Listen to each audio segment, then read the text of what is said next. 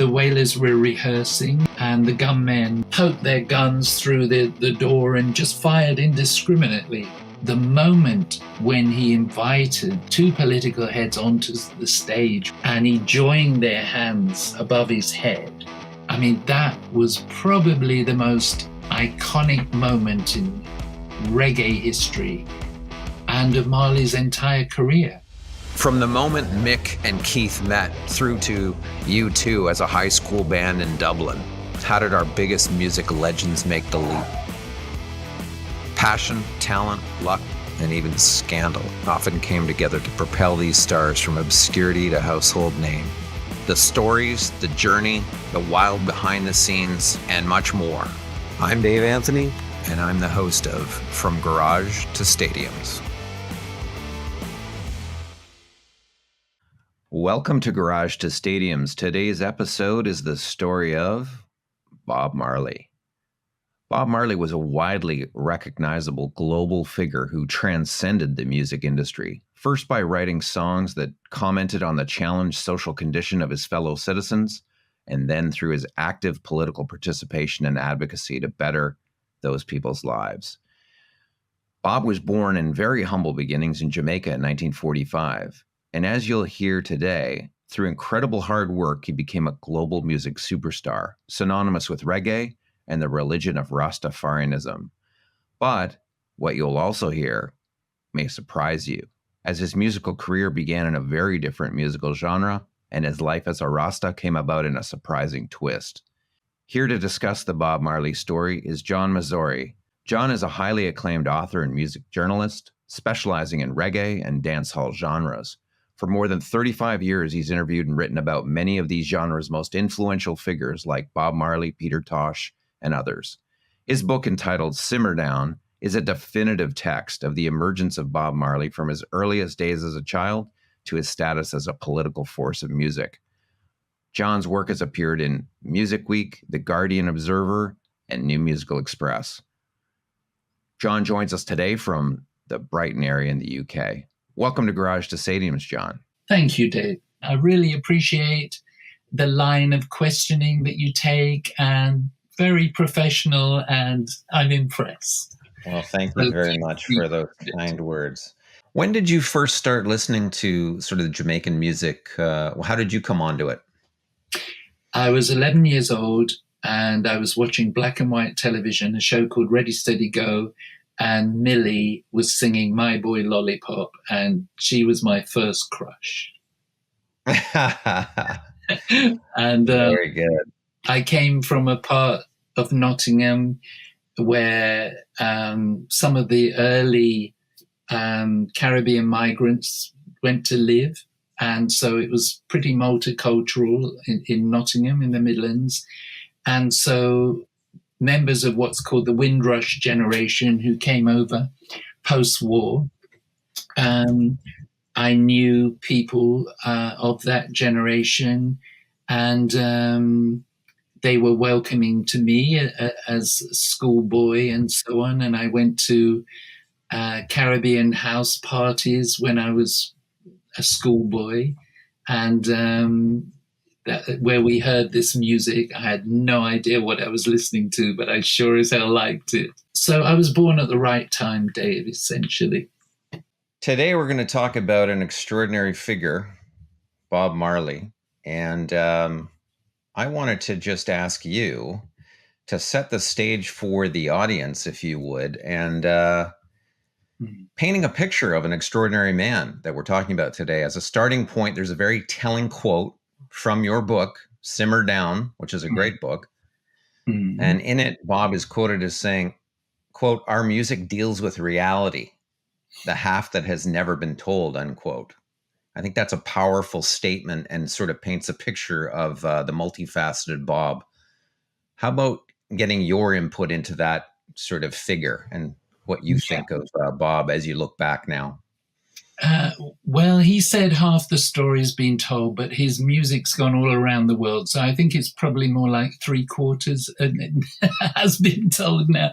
But, well, he's the king of reggae. I mean, he's a global icon who most clearly defines the reggae genre, and he's done the most to promote Jamaican music and culture around the world. He's also become the leading advocate of Rastafari and ganja smoking, and he should definitely have been honored as a Jamaican national hero by now, I feel. That's because his popularity and integrity, both as a spiritual leader and as a musician, are unparalleled. And no matter where you come from or your status in life, you can live by the messages in his music. Having said that, I don't believe he was a prophet. I believe he was a real human being with faults, like the rest of us. And I regard his achievements as being even more great as a result of that. Yeah. Very good. That's an apt description of a very complex man. Let's go back in time and establish the life of Bob Marley and get a sense for where he's from, his family life, because I think that infuses the picture of the man that we ultimately see. Can you give us a sort of a sense of when he was born, where he was born, and what his family life was like? Yes, he was born on February the 6th, 1945. His mother, Cedella Malcolm, was just 18 when she gave birth to him in a hamlet called 9 Miles in the parish of St. Anne in Jamaica. And she was a country girl, but the baby's father, Norval Marley, was 64 years old when she gave birth to Robert Nestor. And he was Jamaican, a white Jamaican, but he was born to a British father and a Jamaican mother. He served in the West Indies Regiment and was discharged as a private. He wasn't a captain, as has been reported elsewhere. He was well traveled. He'd been to Nigeria, South Africa, the UK, Cuba. So he was a worldly individual, but probably a bit of a rogue. He'd been supervising the clearance of land in St. Anne's, ready for building housing for war veterans. But he wasn't wealthy, and he allegedly died in poverty. But his father, Norval, returns to his life at some point and leaves an impact. About 10 years after Bob Marley was born. And he had very little to do with his son until Bob was 5 years old.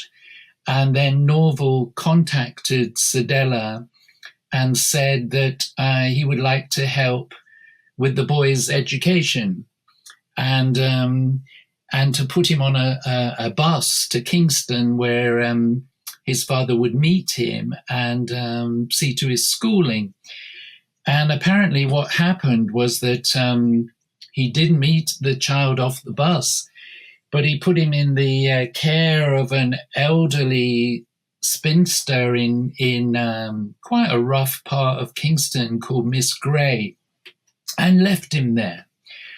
And so the 5-year-old was pretty much left to roam the streets in one of the most deprived areas of central Kingston. And we can only imagine what that could have been like, especially as Bob was mixed race. And, you know, the thing about racism is that it's universal.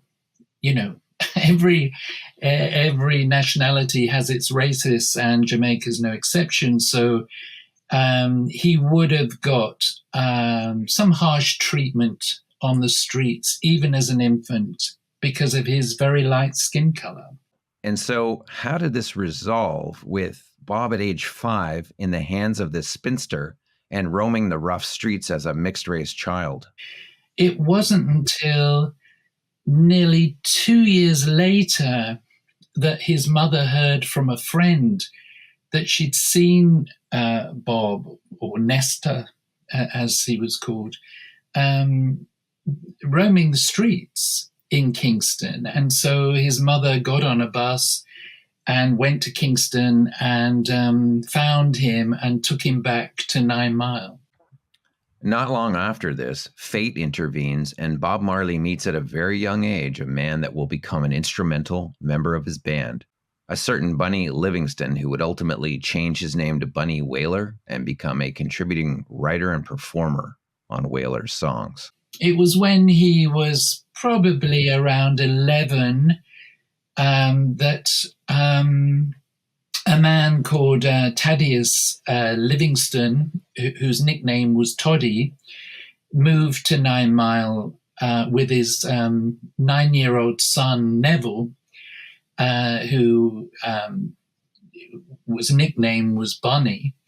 And he and Bob became firm friends. And Bunny would later become Bunny Wailer, of course. Sure. It becomes a key figure in the Bob Marley story as one of the Wailers with Bob. So interesting.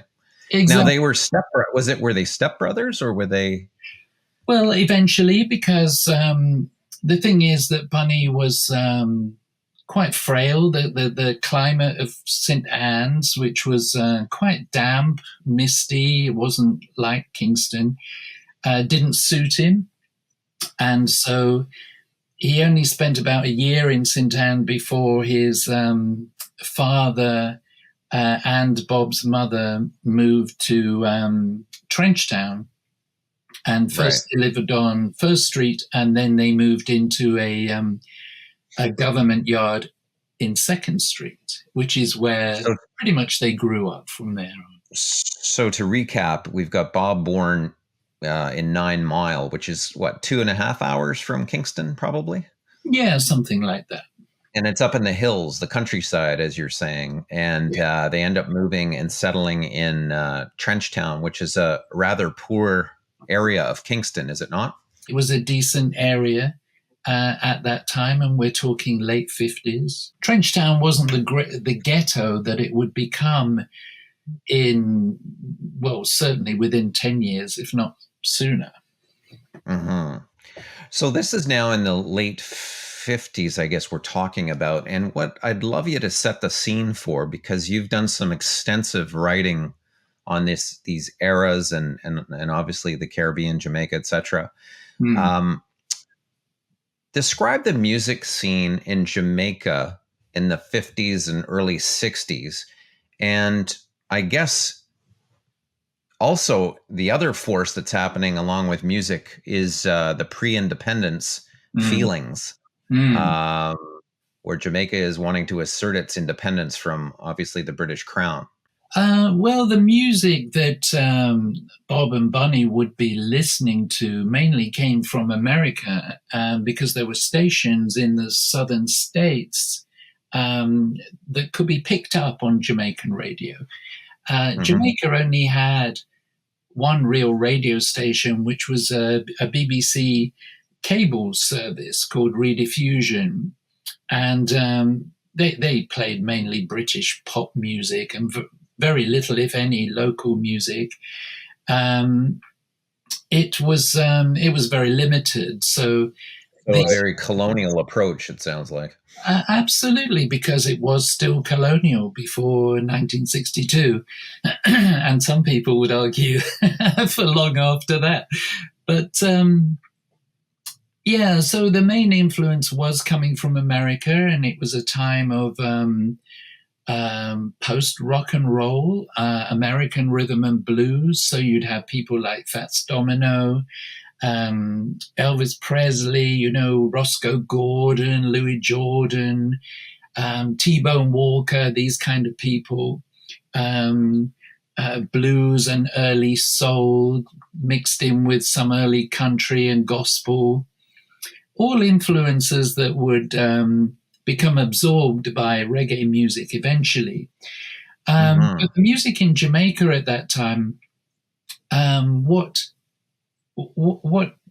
remnants or what stirrings of a local music industry was there was mainly dealing with mento, which was almost like a form of Jamaican folk music, a bit similar to the calypso coming from Trinidad. And I think, as you mentioned, independence, there must have been a feeling of real excitement in the air, that Jamaica was at last coming into its own. They were taking back control. They were building new airports and new buildings were going up. And it was this sense of opportunity in the air. And so that would have been very inspiring to musicians and young singers. I guess what occurs is there's kind of an evolution in the sound from the R&B and the Fats Dominoes, etc., that they were kind of importing to sort of the ska sound. Was that just changing the beat on the offbeat? Like, how did that sort of evolution happen? Some people have told me, well, they tried to play rhythm and blues, but it just came out Jamaican. Right.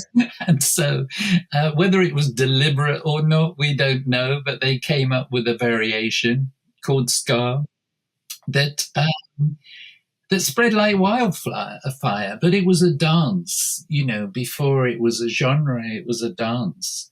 And just like in America and in Britain, actually, young people went to these sound systems to dance, and every new dance that came along would find a ready audience, and ska certainly did that. The first music from Jamaica to have an international impact, Simmer Down, it was certainly their debut hit, and it came out in 1964, the summer of 1964, and apparently it sold very well and put the Wailers on the map. By the time that first album came out, the music had changed. It was no longer ska by that stage. It was rock steady. And so the music on it, with the exception of Put It On and Rude Boy, didn't really reflect where the Wailers were musically. How would you describe rock steady as a format to the audience? Would that be Dandy Livingston, Rudy, A Message to You, or is that ska? No, that's rock steady. The beats slowed down, and because ska was very up tempo, and people got fed up of it, I think, after a couple of years, and there was such a profusion of ska releases as well that I'm sure to a lot of the audience they tired of it. I think a lot of us modern audiences think of reggae as this eternal thing in Jamaica, but really what you've painted the picture of is the almost the archaeology of it all, which starts with the R&B from the States. It starts with the soul music from the States, the imported records that were effectively played on the radio stations that were very colonial in their views. And then, of course, it adapts and adopts to ska via the, like you said, the Scatolites and rock steady ultimately. So we're not even at the reggae kind of formation point yet. No. And we're talking about Bob Marley. So it's an interesting, I think, education for our audience to hear that. Let's flip back to Bob the person. And in 1965-66, a couple of things happen. Bob marries Rita, his wife. Rita would ultimately become part of Bob's band as a backup singer.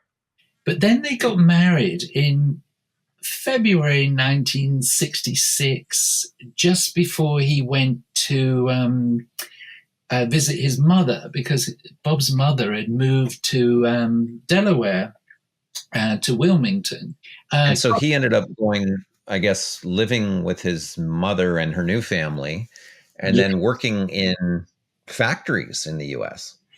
indeed. Yes, he did, to raise some money, because the objective was to start his own record label so the Wailers could be independent and leave Coxon. He went off in February 1966. Next, we will dive with John into the beginnings of Bob Marley's transformation to Rastafarianism. But first, some background on the Rastafari religion and how it came to Jamaica. To do so, we have to go back to the 1920s. Marcus Garvey was a Jamaican who advocated for blacks during that decade. His view, John, was that Jamaicans were former slaves who'd had British and colonial traditions placed on them in terms of culture, religion, and politics, and they deserved to have their own beliefs and structures. Look, we can only imagine how significant Rastafari would have been for the descendants of people who had endured slavery and who had lived under colonial rule for so very long. Their descendants had been stripped of everything that really makes a human being. Their names, their families, their land, their history, their beliefs, their culture, their futures. They were literally stripped of everything, and they were given a white Christian faith, which didn't sit well with the young rebels of the Wailers era. And so, way back in the 1920s, as we mentioned, Garvey urged Black Jamaicans to educate themselves and practice self-reliance.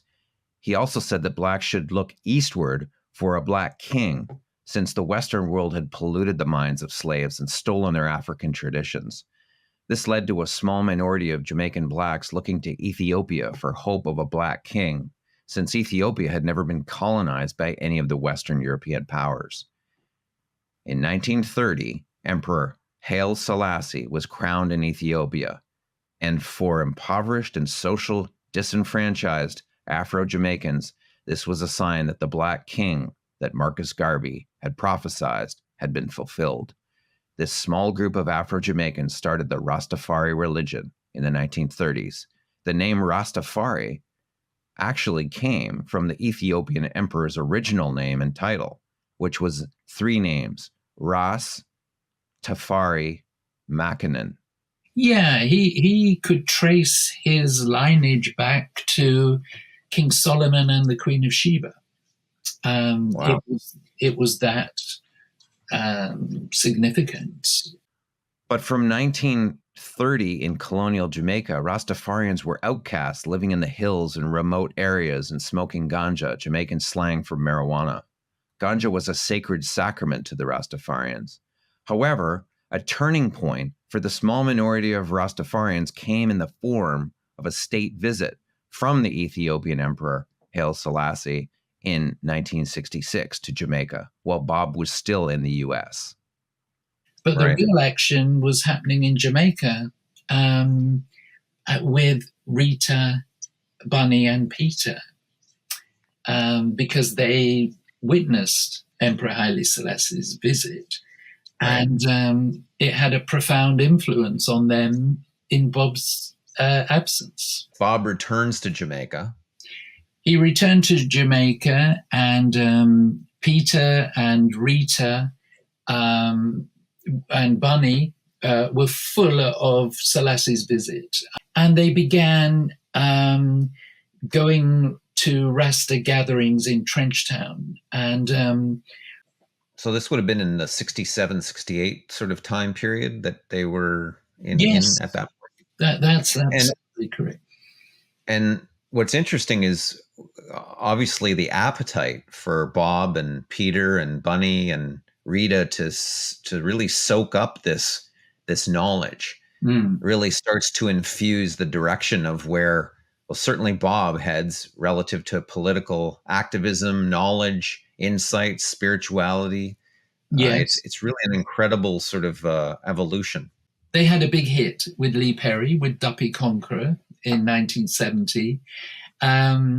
They also um, got together with Perry's backing band, the Upsetters, with the Barrett brothers, the bass player Aston Family Man Barrett and his brother Colton on the drums. The combination of the Wailers' vocal arrangements and the Barrett brothers' rhythm section really gelled, and they actually changed the face of reggae music because they came up with that very sticky one drop sound, which became a definitive part of reggae music internationally after that. Next, John will tell us about a key turning point in Bob Marley and the Wailers' ascension to fame.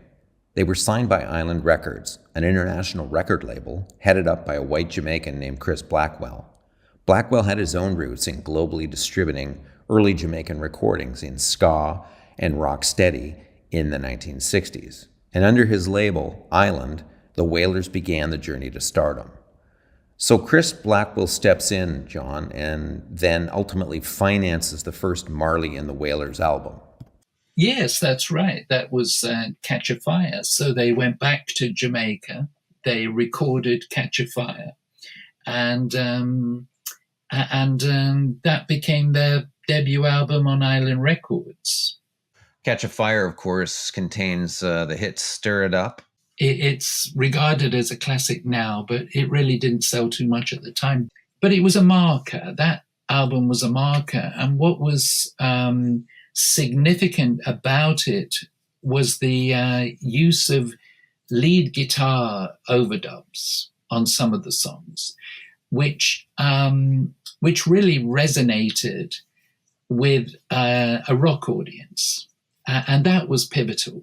Bob wanted to hear what a rock style lead guitar would sound like. You see, I think the thing to remember is that when you look at Bob Marley at that time, he had long hair. He smoked weed.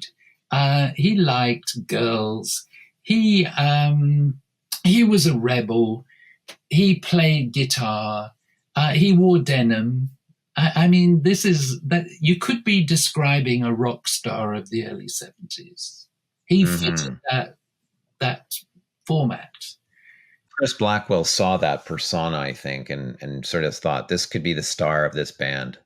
Absolutely.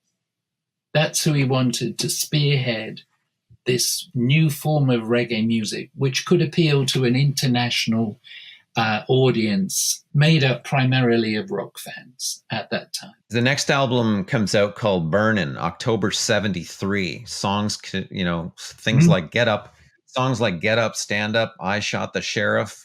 Would you say the political elements are being turned up a little bit on this album? Yeah, and I think that came from confidence. Yeah, this is what they had in them. This is what they had to offer. And Get Up, Stand Up was later adopted by Amnesty International as their anthem. And it was Peter and Bob Marley. They both sang on that record. I guess we'd be remiss if we didn't talk about the Jamaican political situation at that time. You've got a left-leaning government, the CIA rumored to be advocating change to put a pro-business government in. Can you speak a little bit about the political climate that was really having an impact on the people, on the ground in Jamaica? Yeah, the Wailers played their part in getting that left-wing prime minister elected, Michael Manley. Certainly, there was proven CIA involvement in trying to destabilize Manley's government by the end. Yeah, they were. I mean, I've read that they were supplying guns to gangs in the streets that sort of were against Manley. Is that fair to say? It was, and yet the reason why a lot of Rastafarian artists in Jamaica, and not just Bob Marley and Peter Tosh, um, had a fondness, if you like, or lean towards Michael Manley was because he did things which we don't hear about as often. Free literacy classes all across the island where people who couldn't read and write could go and have lessons and learn to do those things. Women's rights, children's rights. There were a lot of good things happening in Jamaica at that time, but the opposition to Manley and his ambitions was unprecedented, really. I was going to get into album 5 here, the Natty Dread album. No, the first thing to say about that album was that it was Bob Marley's first solo album, because Peter Tosh and Bunny Wailer had actually left by then. The Wailers 2-album deal with Island Records had finished, and Chris Blackwell signed Bob Marley essentially as a solo act. But he transposed the name Wailers to his backing musicians, which were still centered around the Barrett brothers. So how did that go down with Peter Tosh and Bunny Livingston? Like, how did they, or Bunny Wailer, as he ultimately changed his name to, how did that go over that split? Well, I don't think they liked Chris Blackwell. I think they felt that Chris Blackwell favored Bob Marley. I think they felt that Bob Marley had betrayed them in various ways. But they also had ambitions of being name artists in their own right. And they certainly had the talent to achieve that. And they went on to prove that. Is there any truth to the fact that Bob Marley went by Bob Marley because he was influenced by Bob Dylan, or is that just an urban myth? No, absolutely. I think the influence of Bob Dylan, a lot of Jamaicans wouldn't like to admit that, but his influence on some of those Jamaican artists is unmistakable. I mean, the Wailers themselves covered a couple of Bob Dylan songs when they were at Studio One. So, because he changed the whole notion of songwriting, even the Beatles were heavily influenced by him.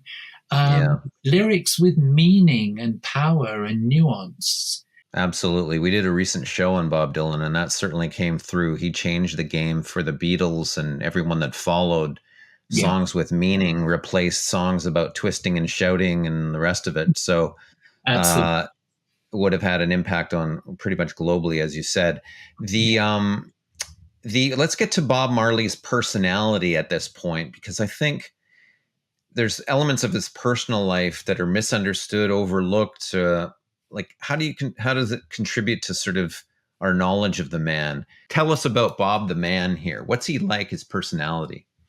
Bob was very driven, very disciplined. He had a ferocious work ethic.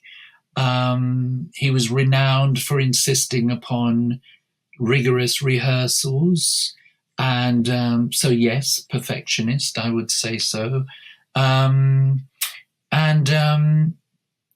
think what he was driven by was this need to communicate issues he thought were extremely important, Rastafari being one of them.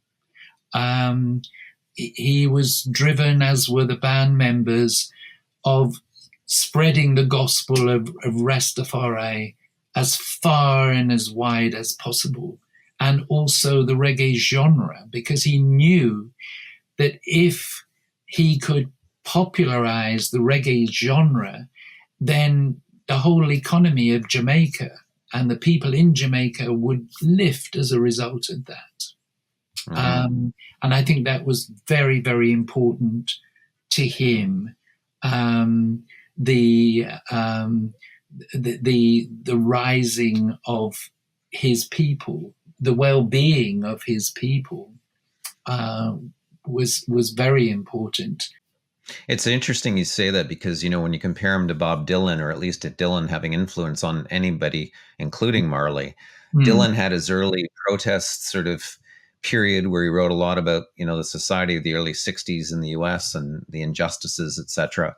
But then sort of Bob evolved into this sort of, these lyrics that were almost, they were fantastical but Bob Marley kept going with the political activism in his songs. It's an incredible legacy that he just kept pushing that agenda. And you said trying to uplift his people. I mean, that's something really special.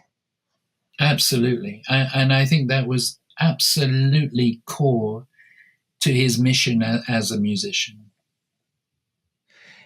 In 1976, John, we start moving to some impacts or sort of implications, let's call them, of Bob's increasing political visibility as a symbol of to his citizens, and something violent occurs. 1976 was the year that Prime Minister Michael Manley declared a national state of emergency.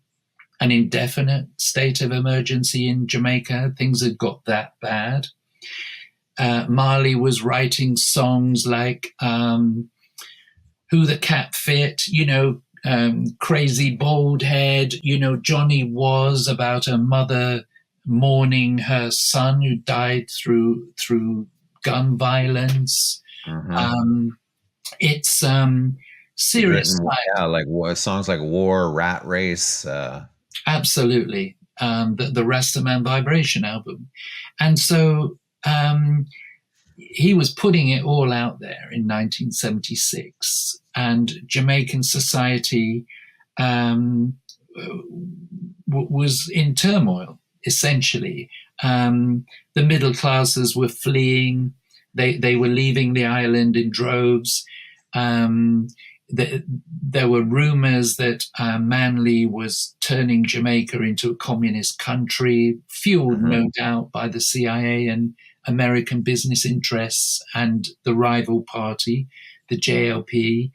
And then towards the end of the year, Marley wanted to give a free concert in Kingston, called Smile Jamaica. He wanted to put a smile on people's faces. He wanted to lift people's spirits. And he did a song called Smile Jamaica, which was pretty lightweight, but pretty, likable.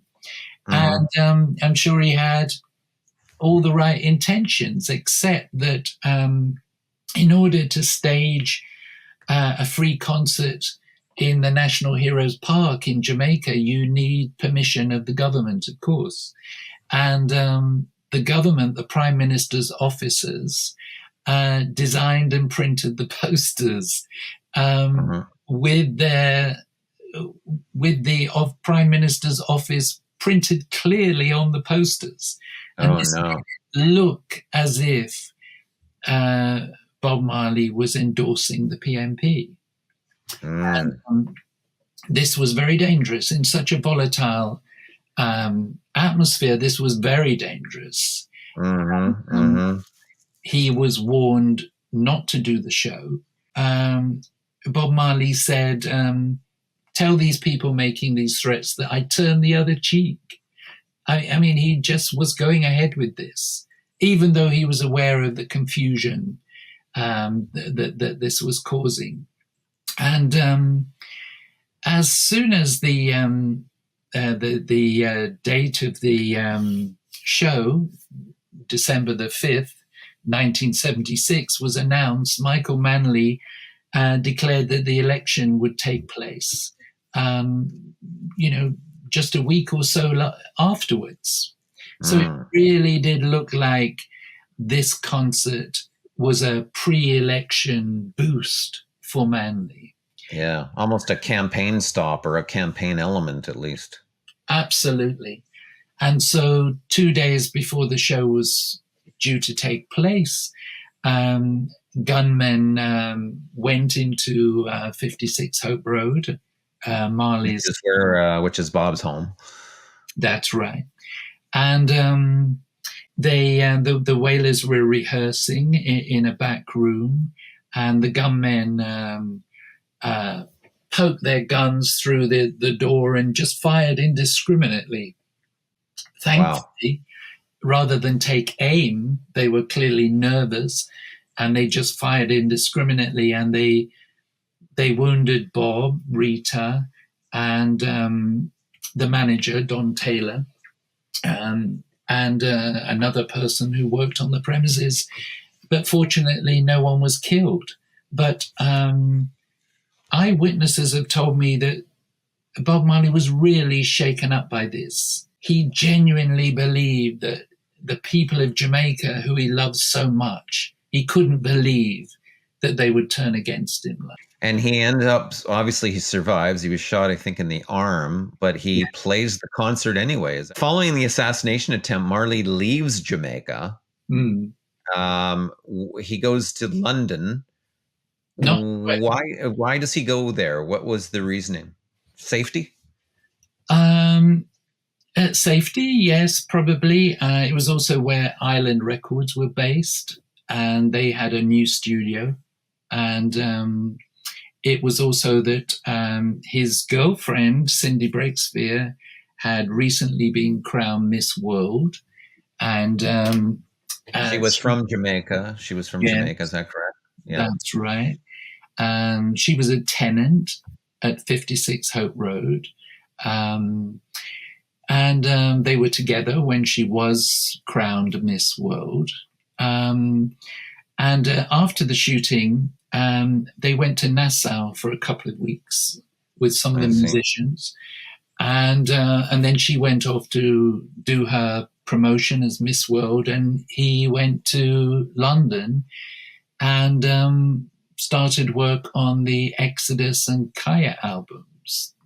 The sound that was created on the Exodus album is more international than you can hear on any previous Bob Marley release.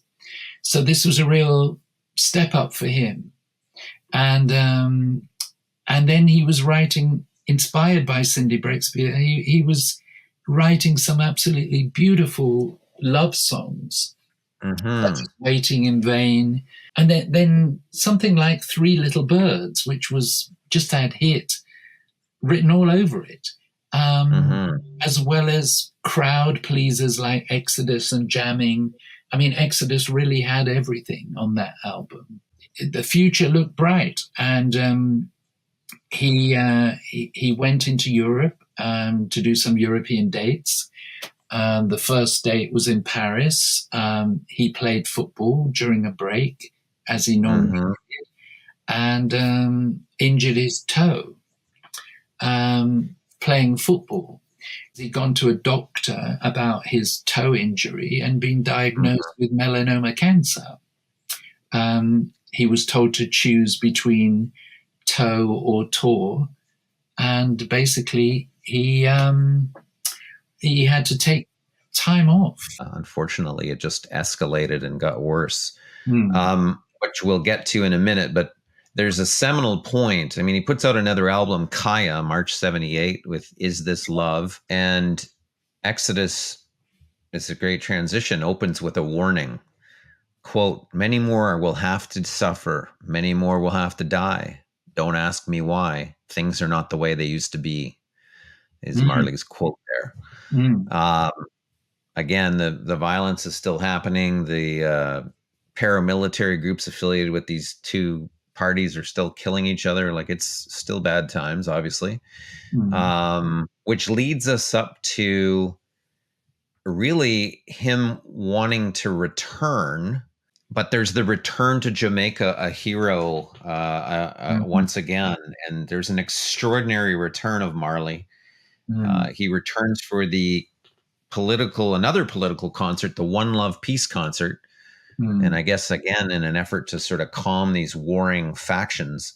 Do you want to tell us about the extraordinary thing that he has happen at that concert relative to peacemaking? He would headline a One Love Peace concert to actually celebrate and solidify the peace. But the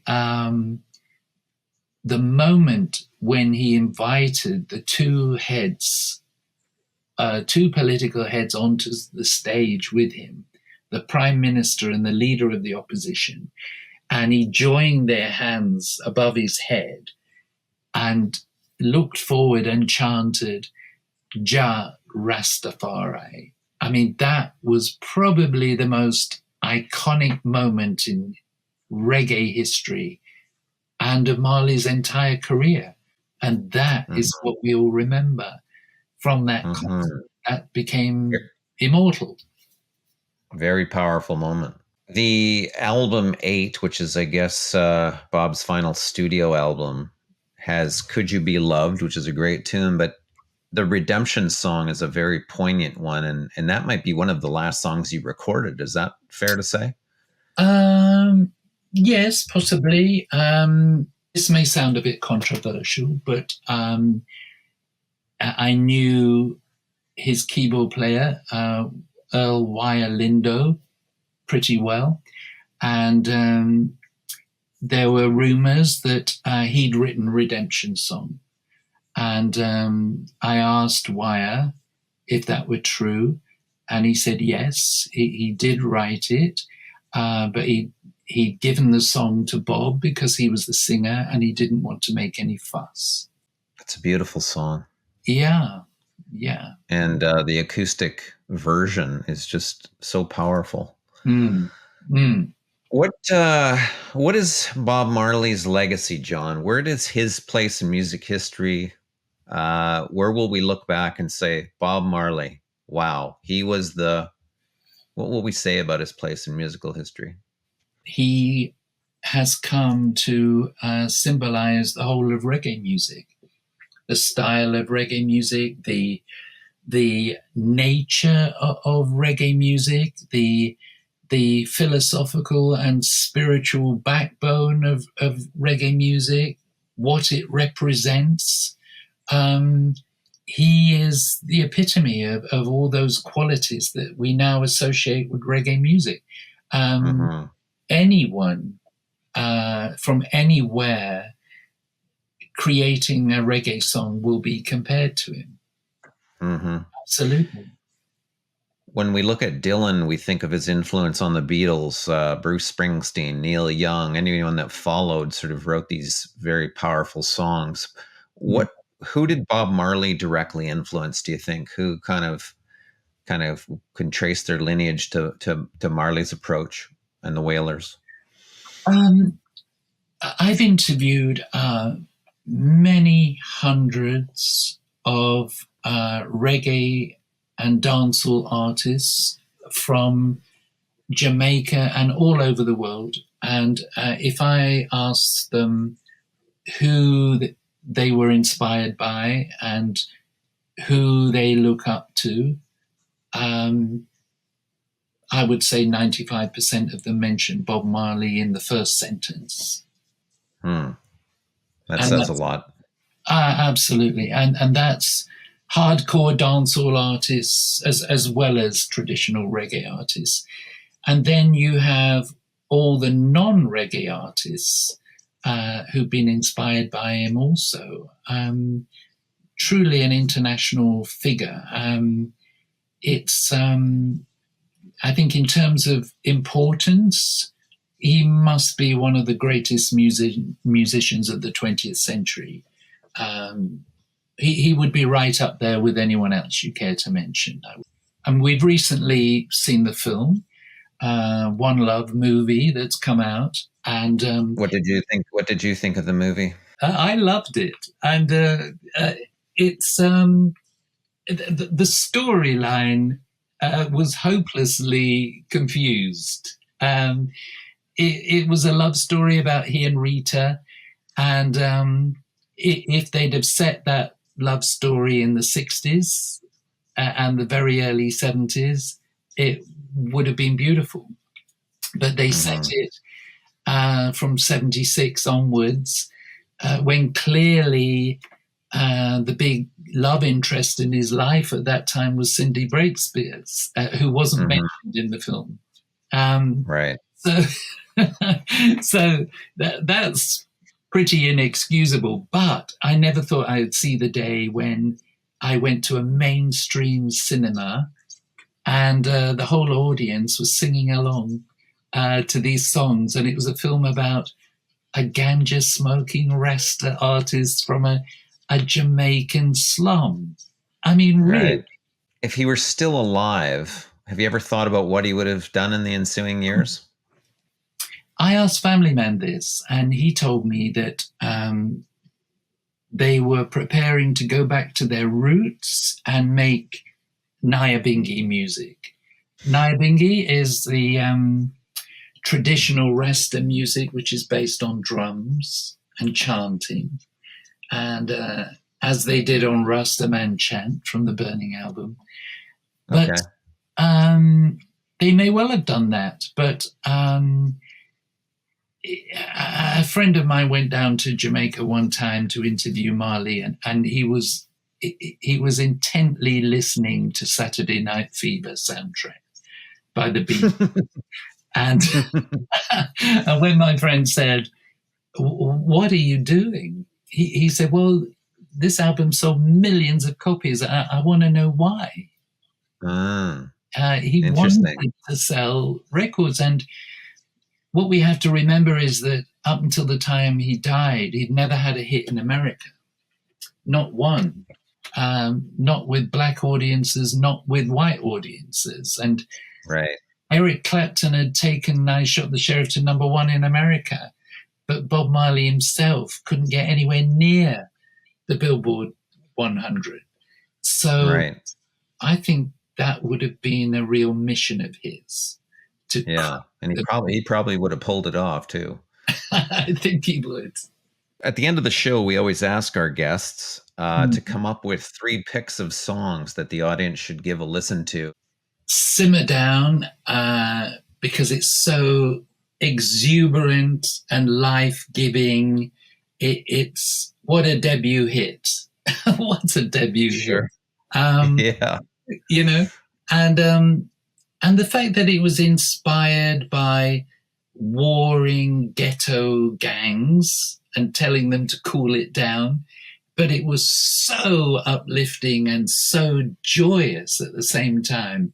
It was just a magical record. I can imagine hearing it on a jukebox, you know, as you walk down a road in Kingston, and it would just have knocked you for 6.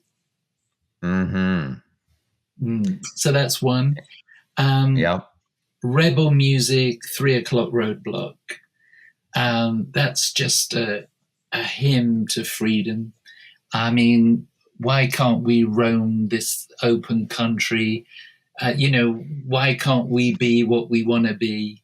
And the way he describes being stopped by the police, and he knows he's going to be asked for his documents and maybe searched for ganja. And to me, it will forever symbolize what it's like to live in an authoritarian society. It's brilliant. I love it, musically as well. And it really that, you know, that theme really sets the stage for, you know, bands like NWA and others who really start to write about, you know, corrupt cops and racism and much later.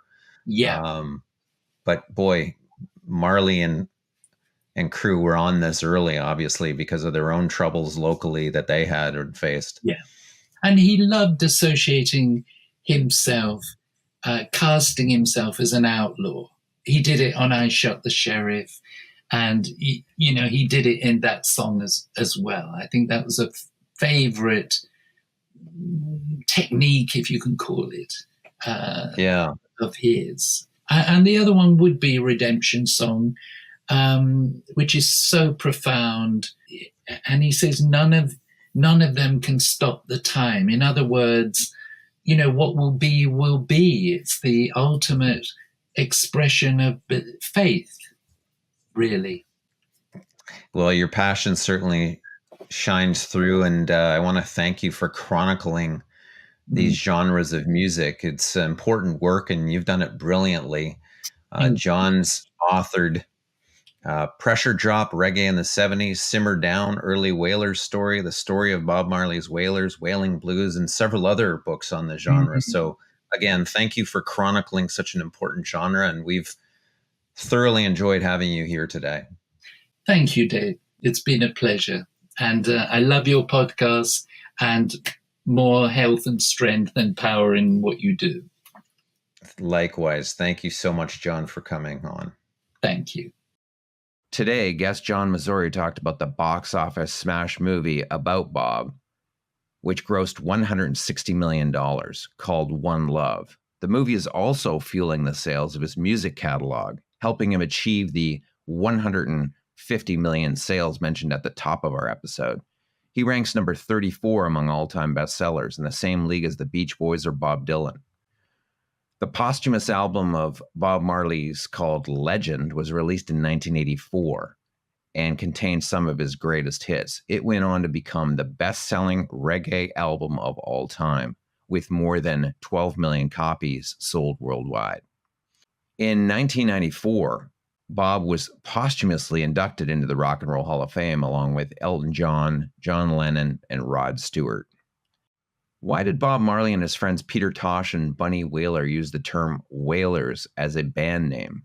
The word Wailers was a reference to their social and economic position in Trenchtown in Kingston, Jamaica, as, quote, ghetto sufferers born wailing, unquote.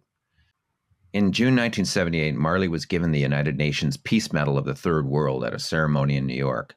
It was presented by African delegates in recognition of Marley's efforts on behalf of millions of disenfranchised Black people around the world. A further example of Marley's standing as a global political force was the fact that he was asked to appear at a concert in Zimbabwe, the former Rhodesia, in celebration of that nation's independence from Britain in 1980. Marley ranks at number 5 on the Forbes list of top earning dead celebrities, with his estate pulling in more than $20 million a year, more than the likes of Prince, Marilyn Monroe, and John Lennon. Bob was diagnosed with cancer in the form of melanoma in his toe. Doctors said one option was to amputate the toe or even the foot to eliminate future cancer risks. Many have speculated that because of Marley's Rasta religious beliefs, he did not opt for the amputation, since the Rasta religion prohibits cutting into the skin. Marley opted for an alternative cancer treatment, was being treated in Germany, and when it became apparent it wasn't helping, he decided to return to Jamaica to end his days. Sadly, Marley never made the full journey from Germany to Jamaica and died en route in Miami in May of 1981. Marley was buried in his homeland along with a soccer ball, his Gibson Les Paul guitar, and a bud of marijuana. The members of the original Wailers groups are sadly no longer with us. Bunny Wailer passed away in March 2021 from complications from a stroke. He was 73 years old when he died. Peter Tosh was tragically killed during a home invasion in 1987. For more on Bob Marley and the Wailers' career, visit garagetostadiums.com, where you can see our bonus coverage of the group, which includes video clips and historical memorabilia. You can see our notes and transcripts from all of our episodes at the site. We've made it easy for you to build a killer playlist for every performer featured on a Garage to Stadium episode, including a playlist on today's band, Bob Marley and the Wailers. Find the link to the Apple and Spotify playlist in our bonus coverage section of our website. Follow our show on your favorite podcast platform to be alerted when our next episode drops. We'd love it if you'd provide a review for the show on your favorite podcast platform. We hope you enjoyed our show today. Special thanks to our guest, John Masouri, author of Simmer Down, and also thanks to our producers, Amina Faubert, Connor Sampson, and our program director, Scott Campbell. You've been listening to Garage to Stadiums, another Blast Furnace Labs production. I'm Dave Anthony. See you next time for another Garage to Stadium story.